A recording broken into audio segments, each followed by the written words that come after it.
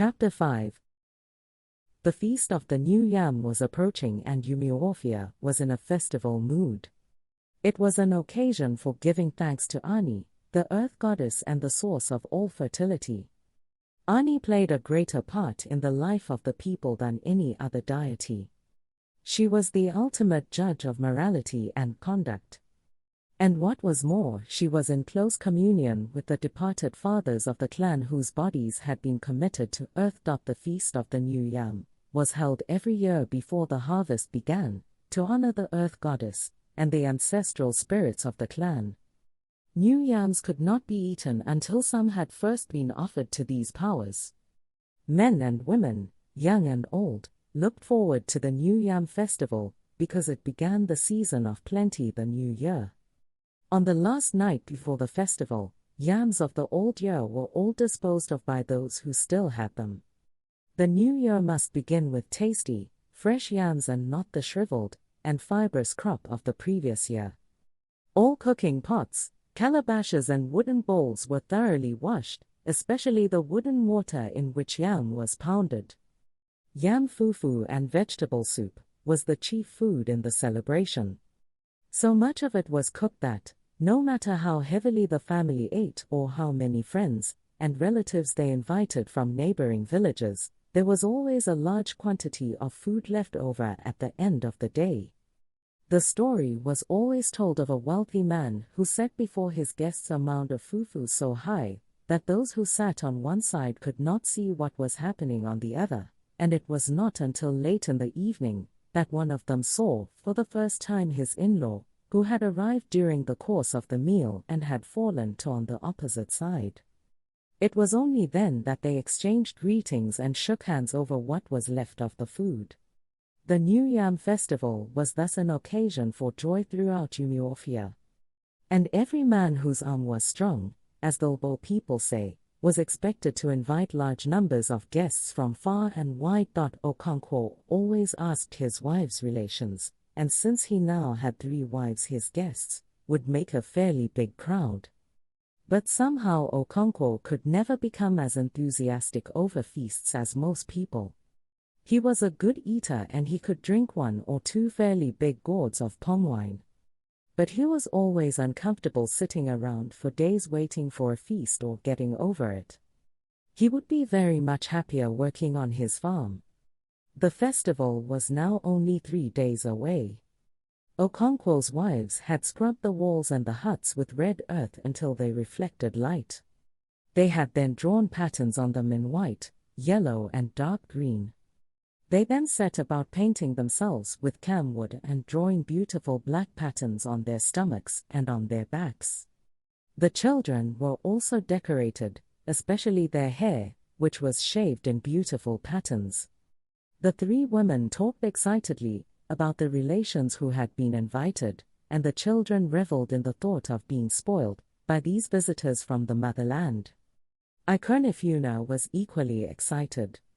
The New Yam Festival seemed to him to be a much bigger event here than in his own village, a place which was already becoming remote and vague in his imagination. And then the storm burst. Okonkwo, who had been walking about aimlessly in his compound in suppressed anger, suddenly found an outlet. "Who killed this banana tree?" he asked. A hush fell on the compound immediately. "Who killed this tree? Or are you all deaf and dumb?" As a matter of fact, the tree was very much alive. Okonkwo's second wife had merely cut a few leaves off it to wrap some food, and she said so. Without further argument, Okonkwo gave her a sound beating and left her and her only daughter weeping. Neither of the other wives dared to interfere beyond an occasional and tentative, "It is enough," Okonkwo pleaded from a reasonable distance. His anger thus satisfied, Okonkwo decided to go out hunting. He had an old rusty gun made by a clever blacksmith, who had come to live in Umuofia long ago. But although Okonkwo was a great man whose prowess was universally acknowledged, he was not a hunter. In fact, he had not killed a rat with his gun. And so when he called Ikonifuna to fetch his gun, The wife who had just been beaten murmured something about guns that never shot. Unfortunately for her, Okonkwo heard it and ran madly into his room for the loaded gun, ran out again and aimed at her, as she clambered over the dwarf wall of the barn. He pressed the trigger and there was a loud report accompanied by the wail of his wives and children. He threw down the gun and jumped into the barn, and there lay the woman, very much shaken and frightened but quite unhurt. He heaved a heavy sigh and went away with the gun. In spite of this incident, the New Yam Festival was celebrated with great joy in Okonkwo's household. Early that morning, as he offered a sacrifice of new yam and palm oil to his ancestors, he asked them to protect him, his children and their mothers in the new year. As the day wore on, his in-laws arrived from 3 surrounding villages, and each party brought with them a huge pot of palm wine. And there was eating and drinking till night, when Okonkwo's in-laws began to leave for their homes. The second day of the new year was the day of the great wrestling match between Okonkwo's village and their neighbors. It was difficult to say which the people enjoyed more, the feasting and fellowship of the first day or the wrestling contest of the second. But there was one woman who had no doubt whatever in her mind. She was Okonkwo's second wife, Igbo, whom he nearly shot. There was no festival in all the seasons of the year which gave her as much pleasure as the wrestling match. Many years ago, when she was the village beauty, Okonkwo had won her heart by throwing the cat in the greatest contest within living memory. She did not marry him then, because he was too poor to pay her bride price. But a few years later she ran away from her husband and came to live with Okonkwo. All this happened many years ago. Now Igbo was a woman of 45 who had suffered a great deal in her time. But her love of wrestling contests was still as strong as it was 30 years ago. It was not yet noon on the second day of the New Yam Festival. Igbo and her only daughter, Ezinma, sat near the fireplace waiting for the water in the pot to boil. The fowl Igbo had just killed was in the wooden mortar. The water began to boil, and in one deft movement she lifted the pot from the fire, and poured the boiling water over the fowl. She put back the empty pot on the circular pad in the corner, and looked at her palms, which were black with soot. Ezinma was always surprised that her mother could lift a pot from the fire with her bare hands. Igbo, she said, is it true that when people are grown up, fire does not burn them? Ezinma, unlike most children, called her mother by her name. Yes, replied Igbo, too busy to argue. Her daughter was only 10 years old, but she was wiser than her years. But Nwoye's mother dropped her pot of hot soup the other day, and it broke on the floor. Igbo turned the hen over in the mortar and began to pluck the feathers. Igbo, said Ezinma, who had joined in plucking the feathers, my eyelid is twitching. It means you are going to cry, said her mother. No, Ezinma said, it is this eyelid, the top one. That means you will see something. What will I see? She asked. How can I know? Igbo wanted her to work it out herself. Oh ho, said Ezinma at last. I know what it is, the wrestling match. At last the hen was plucked clean. Igbo tried to pull out the horny beak, but it was too hard. She turned round on her low stool, and put the beak in the fire for a few moments. She pulled again and it came off. Igbo. A voice called from one of the other huts. It was Nwoye's mother, Okonkwo's first wife. Is that me? Igbo called back. That was the way people answered calls from outside. They never answered yes for fear it might be an evil spirit calling. Will you give Ezinma some fire to bring to me? Her own children and Ikemfuna had gone to the stream. Igbo put a few live coals into a piece of broken pot, and Ezinma carried it across the clean-swept compound to Nwoye's mother. Thank you, Ma, she said. She was peeling new yams, and in a basket beside her were green vegetables and beans. "Let me make the fire for you," Ezinma offered. "Thank you, Achebe," she said. She often called her Achebe, which means the good one. Ezinma went outside and brought some sticks from a huge bundle of firewood. She broke them into little pieces across the sole of her foot and began to build a fire, blowing it with her breath. "You will blow your eyes out," said Nooye's mother, looking up from the yams she was peeling. "Use the fan." She stood up and pulled out the fan, which was fastened into one of the rafters. As soon as she got up, the troublesome nanny goat, which had been dutifully eating yam peelings, dug her teeth into the real thing, scooped out 2 mouthfuls and fled from the hut to chew the cud in the goat's shed. Nooye's mother swore at her and settled down again to her peeling. Ezinma's fire was now sending up thick clouds of smoke.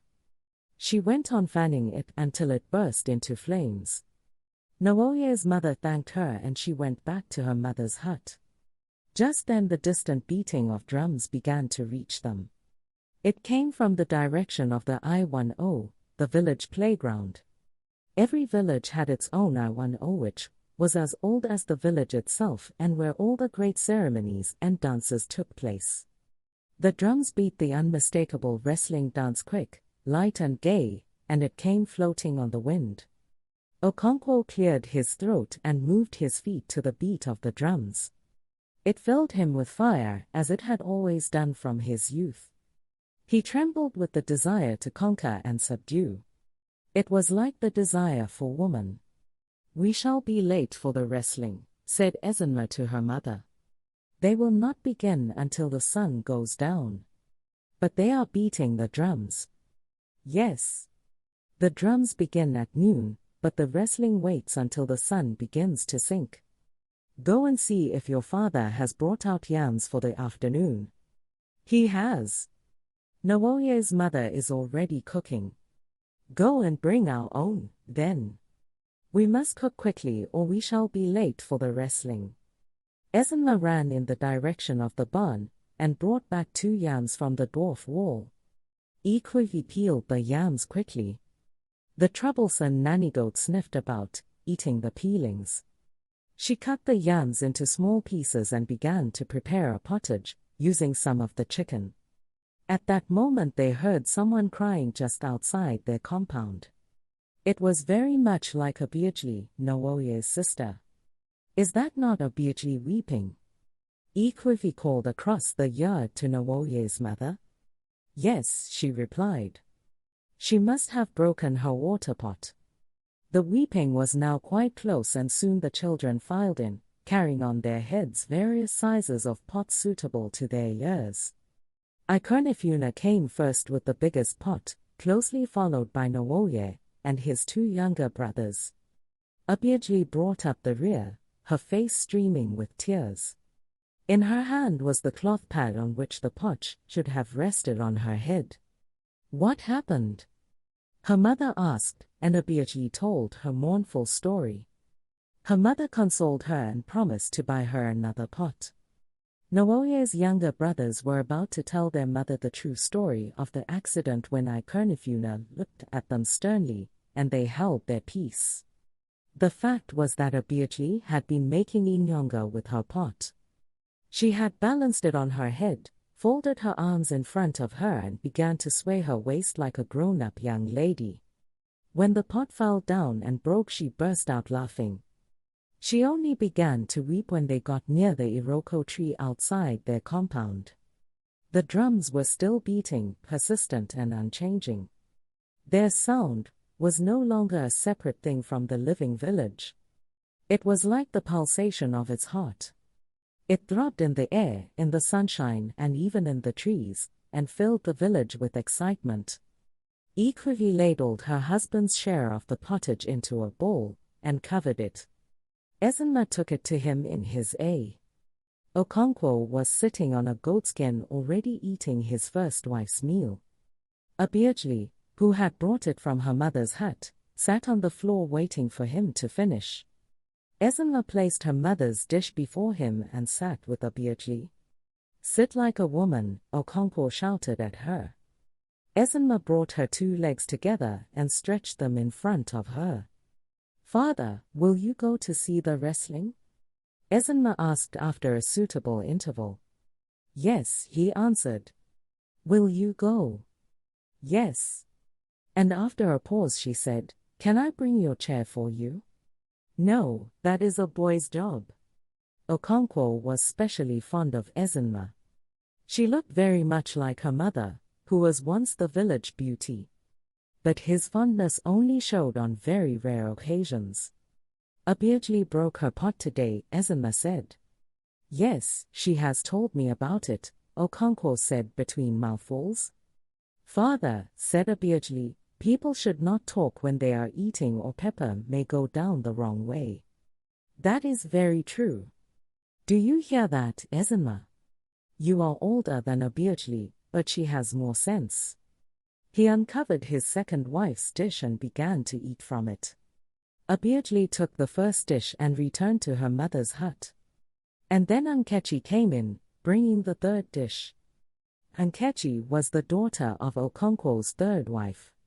In the distance the drums continued to beat.